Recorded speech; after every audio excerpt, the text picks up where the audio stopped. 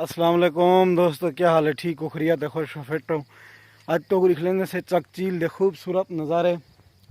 मैं ही टाइम खड़ा था मिठावण दी आधे च। ये जड़ी ज़मीन दे पे सारी मिठावण बांधी है।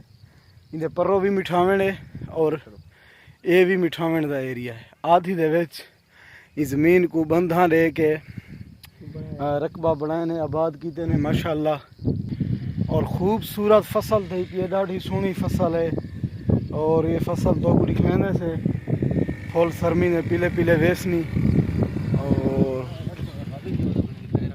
क्या है बाकी उस पीटा मारी वधी चोरी वेना पे आवे तू, चोरी वेना पे आवे तू, ओडे ओडे जरे वेना पई बदनाम मैं क्यों करना पे। क्या हाल है? ठीक हो? खुश हो?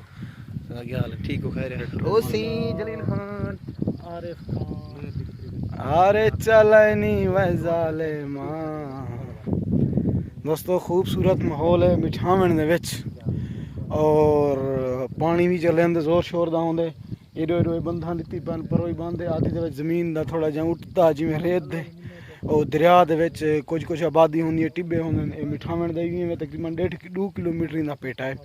ते आधी दे विच जिहड़ा उच्चा उच्चा जमीन ते लोग उत्थां बोर करके आबाद की दी पे। ओ तो कोई खूबसूरत नज़ारे बैक कैमरे नाल दिखे ना।